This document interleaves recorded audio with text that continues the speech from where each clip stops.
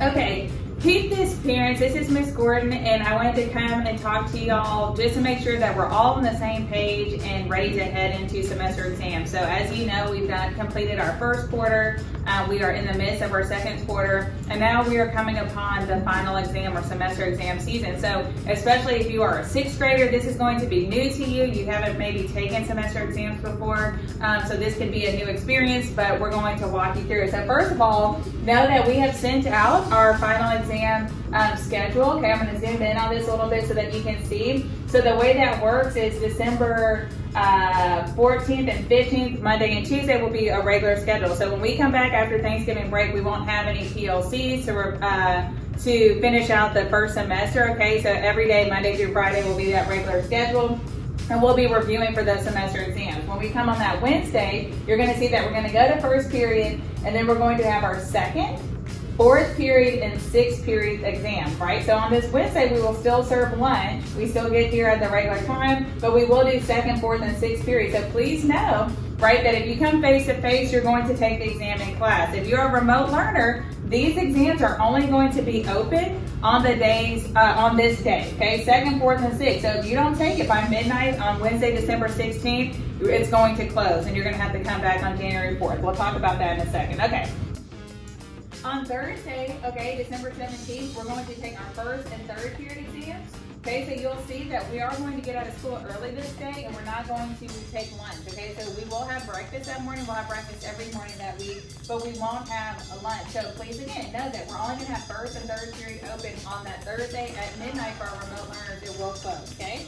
Then on Friday, that last day before the break, we're going to do seventh and fifth period. Again, we're only going to have breakfast. We won't have lunch. If you come face to face, you're going to take care of your exams here with us. But if you're a remote learner, know that on the end of the day, Friday, right, at midnight, the seventh and fifth period will close. The other ones would have already been closed, okay?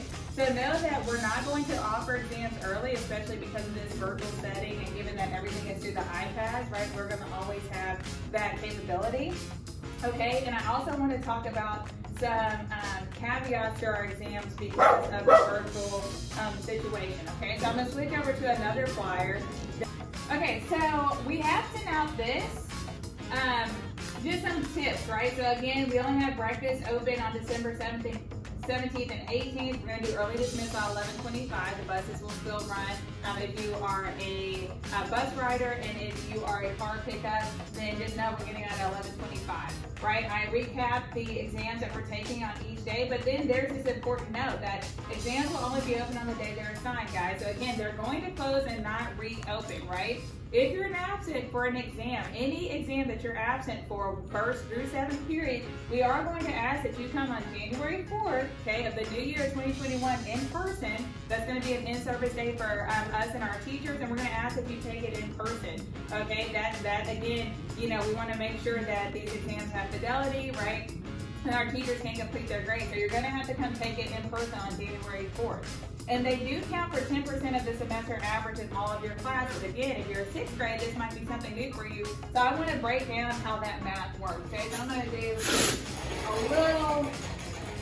a little math problem for us here. Okay, so let's say we have a couple of different scenarios. Okay, we have scenario number 1.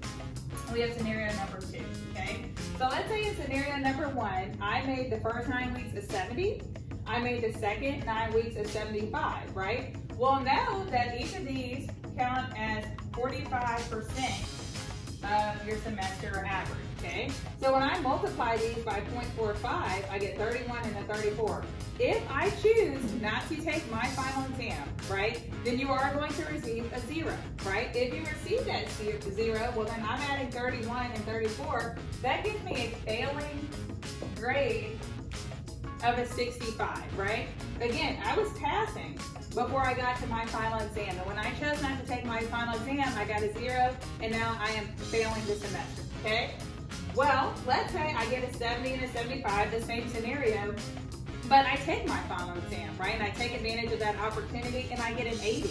Well, this final exam, remember I just said it counts 10%. So again, that same 31 plus a 34, that's 65. 65 and 8, right, is that 73. Now I'm passing, okay? And so I'm passing the first semester.